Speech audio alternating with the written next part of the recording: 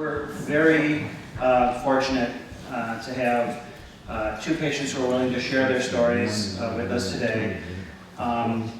Starting back, I think in both cases, from just trying to even get a diagnosis, and then some of the, I think the details around treatment. I don't want to talk very, very much.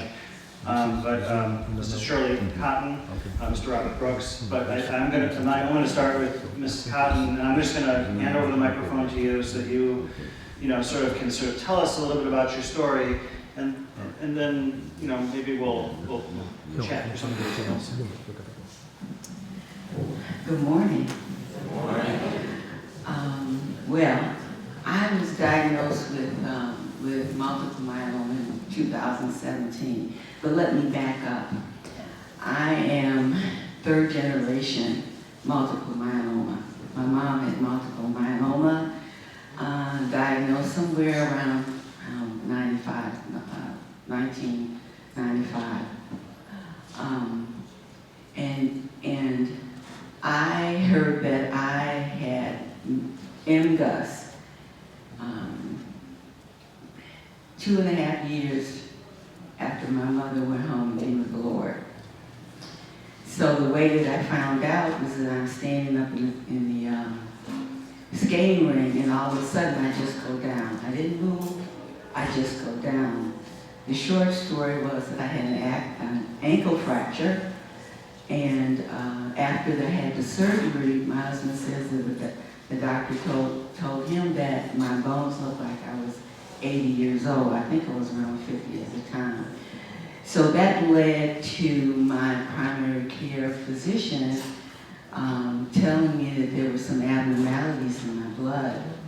I had too much, some abnormal proteins, which led me to a hematologist, a bone and mineral specialist, and I kept up with my PCP. So then I was told that I had MGUS that you've heard about. So for 15 years, I was seen by those three physicians. Primarily the hematologist. I would go in and see him for my labs. And I'd go in and get my labs done and say, okay, how am I doing? And he'd say, you're doing fine, your labs are looking good. That was 2 to 3 times a year. My bone and mineral specialist, who was actually monitoring my osteopenia, the precursor to osteoporosis, would do the bone density. I'd have that done. How did that look? It's okay, Shirley, it's okay. So that went on for 15 years. And and to tell you the truth, every time that I was told to do this or to do that, I always did it. Anyone that knows me knows that I'm that type of person. I do what I'm told to do, especially when it comes to my health. Well, at one point, I started having pain. I went back, I complained, I had more testing. The bottom line was that now you have active multiple myeloma. I didn't hear that from either the 3 people that I had been seeing, which was kind of a shock because I'm thinking, these people have been watching over me for almost 15 years. And when I finally heard that I did have multiple myeloma, the young man came into the office and said, Mrs. Cotton, you have multiple myeloma. He came over to me. By this time I was really kind of sick and having a lot of pain.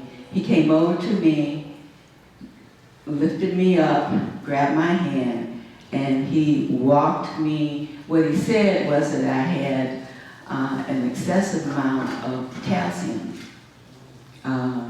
in my blood. And he came over to me, took me by the hand, and he himself walked me over to the infusion center. and told the nurse to give her whatever. But if you can't get a line, don't worry, I'll just put her in the hospital. And I tell you all of this to say that from that point over, I was in a zone, really in a zone, because I wasn't prepared. And so from that point, it was, you need to do this, you need to do that. And me and my husband, we did we had the induction therapy. When I came out of that zone, after I had the induction therapy, and I had the transplant, and I had a period of feeling actually hurt.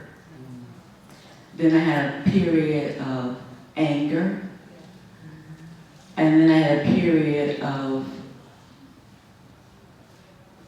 more anger.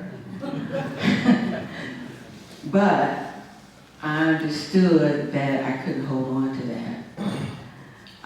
And I had to forgive. But I was really hurt that for that amount of time, no one told me that I was progressing to active multiple myeloma. And I found out later on that, yes, the tests were being done, and yes, it was in the notes and all. So I say all that to say that I always want people to, when I talk, to not have to go through some of the things that I went through, and to say that it's important. Yes, you can trust, because I trust it, but that you still need to go in and answer and ask questions, and do a little bit more. And so I did ask questions when I started asking questions when my back started to hurting. And that's kind of how I got into how it got looked at a little bit more. I started to ask questions. Can I? Yeah. So it sounds to me, this is just, I just want to ask about this first part. It sounds to me like along the way it was not necessarily, it was neither explained to you what your doctors were following or what the results of what they were following were. And it also sounds like, my guess is if you were able to sit down with the physician that walked you over to the infusion area, they would probably say, that they demonstrated great concern for your health by walking you over and talking about that, but at the same time failed to actually provide you the information you needed in that moment beyond your diagnosis. And is that a fair statement? That's it. Because all the things that you guys have talked about, the smoldering myeloma, all those initial steps before you get to active myeloma, I didn't hear that. I guess because I had, before myeloma, I had buku of things going on.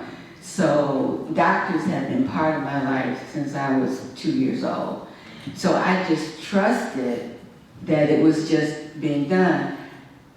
And that they would tell me, because in all of I've had, surgeries for this or that and this condition, it was just always, whatever I needed to know was always told to me. And I was totally satisfied, with that. So I assumed that everything was just being taken care of, and that I needed, whatever I needed to know, I was being told, and yeah.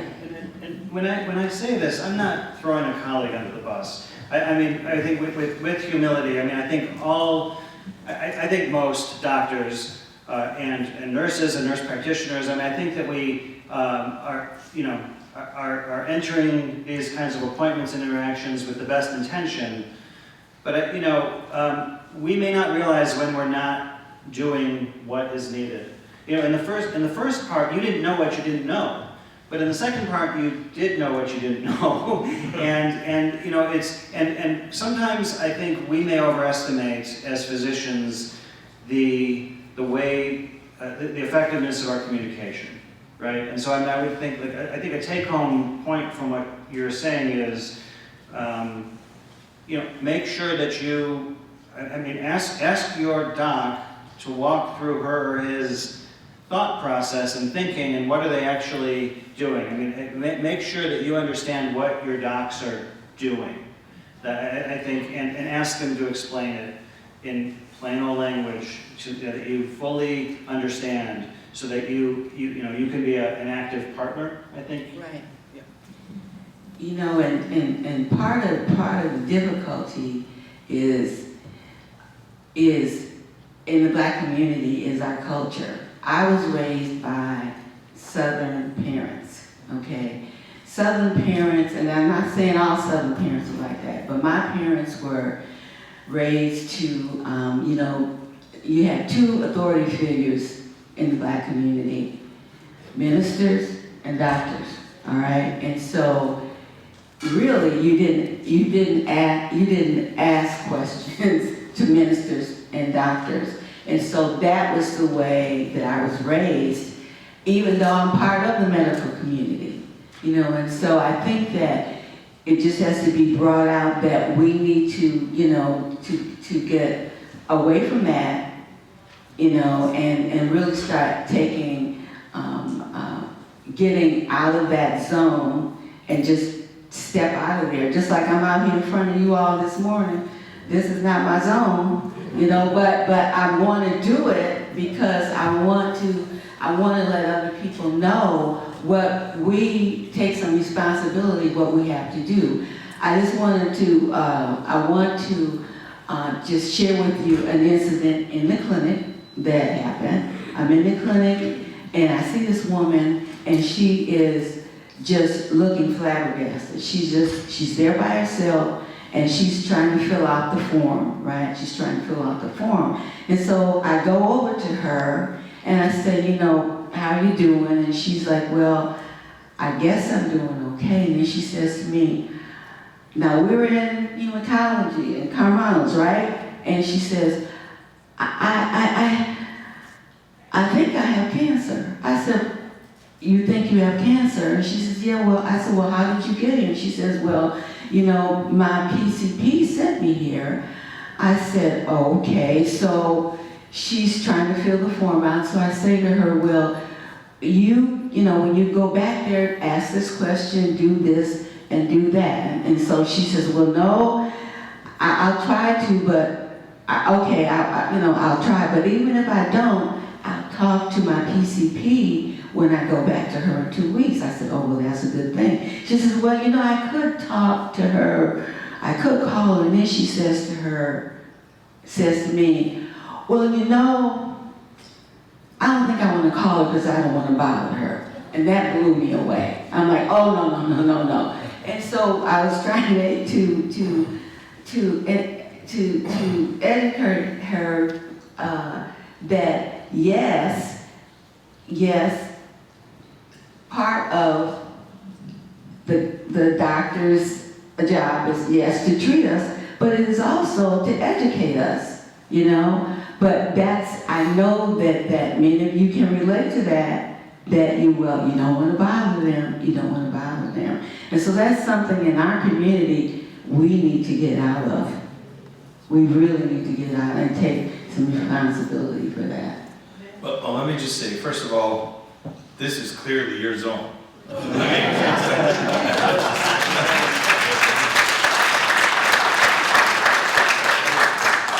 As my New Yorker friends say, am I right or am I right? But joking aside, honestly, Shirley, thank you so much for sharing that with us. You know, I think if I have also a glimmer of hope, one is the way everyone is so connected to you right now, but also I have the privilege of being involved with a lot of training of the new generation of doctors, and they're hearing this. You know, the expression, the patient will see you now, you know, where I go back to that initial comment that I made about Carmanos, that, you know, one of the things that I appreciate about the work that they're doing is it's not just you come to us and we'll give you what you need only when you're here. We want to reach out to you. We want to educate you. We want to advocate for you. And you want a doctor who has a head and has a heart, but you want a doctor who doesn't just tell you what they think, but tells you why. And I think, Jeff, you said that really nicely. And I think, you know, for the patients that are here today and the advocates and the care partners of our patients today, this is so fundamental what Shirley just shared. There is that sort of idea that we can sit in the back. I mean, this is a bit of a preview for what Donna's going to share with us after the break, but it is so important that that communication is two-way all the way through. Robert, why don't we turn to you for a moment, and why don't you share a little bit of your story with us, because I know that a lot of it has to do with some of the very things that Shirley was sharing. I guess you can use her mic here. She's got a mic there. Well, thank you for having me. You know, my background is in engineering and in management, and as a black male, I have to look at the males in the audience and say to you, we are strong, but we're not as strong as we think we are. And my cancer journey is more being so strong of being pig-headed. And in 2017, well, let me step back like Shirley did. In 2015, I had kidney stones, which I could not pass.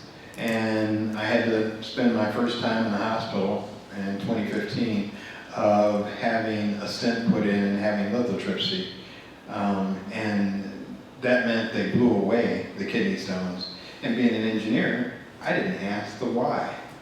So I would encourage all people to ask the why. They were high buildup of calcium. Now that I've gone forward, I know what they were. And when they blew them away, I didn't ask the question. Fast forward to 2017, I'm playing golf. I took a swing. I heard something in my back go pop. Didn't know what it was. A few Motrins later, I thought, well, you know, I'll get through this. I got to the 11th hole, and I couldn't stand up. I was in Chicago. My wife remembers this well. They transported me back, and I could not quite get out of even wheelchair, getting off the plane. And I went into my doctor, and my doctor said, you know, maybe it's really some bad back pain. And he gave me a shot of Toradol and said, you're going to have to go through some PT and you'll be better. Guess what? I went through the PT, I got better, but I knew that I still had this bad pain that now was minimized in the center of my lower back. This time I decided I'd ask the why. And so the PT person said, well, I can't get you an MRI because insurance won't pay for it unless I write on the report a certain thing. So my wife, being in the medical profession, and she's my helper, and I love her so dearly after 35 years of marriage, she said, you need to tell them to put on the script that you need an MRI. So I did that. I didn't really want to do it, but I did. I got an MRI, and it showed where my L4 vertebrae was already being compromised by what I didn't know at that time was multiple myeloma. Pig-headed like a male. I went back to my PCP. My PCP looked at me and said, well, let's do some bone marrow. No, he didn't. He said, let's put you on my bone density table. He had one in his office. I was negative off the table. He looked at me, he said, did your mother or your family have really severe osteoporosis? I said, not that I know of. He said, I've never seen a case like this. Needless to say, the doctor had been in practice and probably didn't have so many patients that looked like me in his practice. So he scratched his head. He had to really think about what it was he was going to do next. So he gave me a card, and he said, I want you to go see an endocrinologist. He said, and get some blood work. Black man like myself, I said, chronologist? That sounds like cancer. I don't have any cancer, I just got a back pain. So what did I do? I delayed. I came back 4 months later to my PCP. He said, hey, did you go see that endocrinologist yet? You know, I didn't make the appointment yet. Well, I would really encourage you to do it right away, he says. So I did. And next appointment I could get was like a month later, a month and a half. And they did blood work. and I went in and they said, all of your blood work points to the fact that you have multiple myeloma. You have very high protein levels, and the only way we'll know for sure is if we do a bone marrow.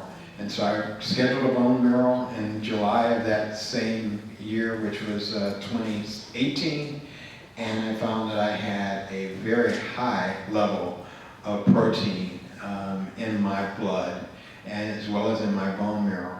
And so I say that everything you saw earlier today proves my case. I waited. I was almost a year from the time, and if you go back to kidney stones, I was probably 3 years. I could have known before, and maybe the disease wouldn't have progressed so much. But where I want to go from that part of the story, if you'll allow me, is that after I found out I had multiple myeloma, I then went to the facilities that are known here in Michigan for cancer research.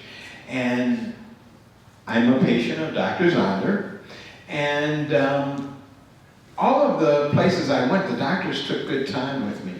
However, only Dr. Zonder, in my meeting with him, did he tell me about clinical trials. I had never heard of what a clinical trial was, and I, like others, probably thought experimental. And he assured me after about a 40-minute discussion with myself and my wife that this was something that was going to get me a standard of care plus give me an opportunity to see what it could be potentially going forward in an endurance trial.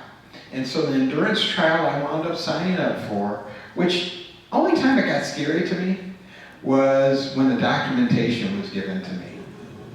It was 40 pages that I had to read, that I had to initial every page in order to go into the study.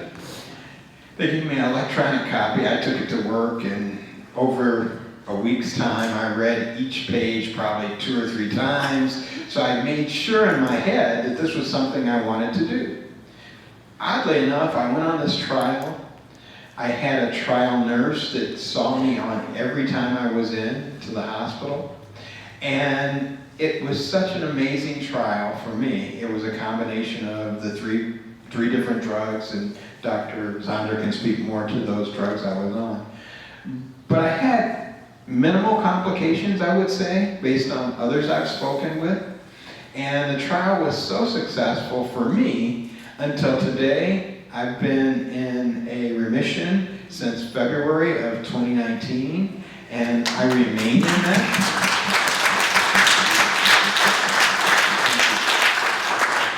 And here's the real applause. I'm no longer on any maintenance drugs. And that's a real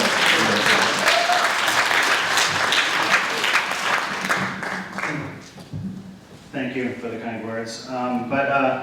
You know, there are 2 key points to that, the process around the trial, right? The first is you had time to really learn about it, right? Enrollment on a clinical research trial should never feel like a pressured decision. You know, yeah, even if you just need a day or 2 or a week, usually there is time to take that time to consider it, right? And that's really important. It should never feel like you're being, like strong-armed onto a trial. It has to be something that you take the time to process. The second thing is about a trial in multiple myeloma. I mean, we've just spent all sorts of time telling you how well first-line therapy works, how well second-line therapy works, how well third-line therapy works, how well CAR T cells work, right? So when you have treatments that work like this, a study cannot compare those treatments to something that is likely to be less. You should never be enrolled on a clinical trial where, even if it's randomized, even if it's some sort of standard therapy versus a new therapy, and it's going to be randomized. It's only an ethical trial if you're getting at least the standard of care regardless of which arm you're enrolled to. And that is a really, really important thing to understand about the state of clinical research in myeloma right now. There's no scenario where a newly diagnosed multiple myeloma patient is going to be randomized to just a placebo. You know, they might be randomized to standard of care, which works 95% of the time, plus a placebo. That's conceivable. The other people would be getting that same standard of care that works 95% of the time, plus a drug that maybe makes it work 100% of the time. But the point is, you're never just getting a placebo. And that is not something you should actually have to worry about when it comes to clinical research. The standard of care remains the standard of care, and all ethically conducted research in 2023 understands that the therapy has to be at least as good as standard of care. Well, thank you so much, Jeff. Thank you for both our patients, and just so much to take in here. I mean, so many lessons to learn about the importance of communication. I really appreciated how much, Jeff, even in your talk prior to the panel, you talked about this notion of implicit bias that is so important, and sometimes not so implicit, it's explicit bias, that we make sure that we offer this to all patients. We want the best care for every patient, and that really has to be our goal, and engaging the patient. I'm amazed you read every one of those pages, and not that I don't want people to read them, but I know it's riveting reading. But you know, sometimes I explain to my patients, it's kind of like even if you just go to the drugstore and you buy a bottle of aspirin, have you seen what comes with it? I mean, it's like a War and Peace novel, right? And again, that's not to make light of it, but it is really important that no one is rushed, as you said, Jeff, that the concept is thought through. But we want to break down some of the myths and the barriers about treatment in general, and communication in general, and clinical trials in general. And I think this is all part of the steps that we're going to take to really, as we said today, change the course of myeloma, to really have an impact within the community.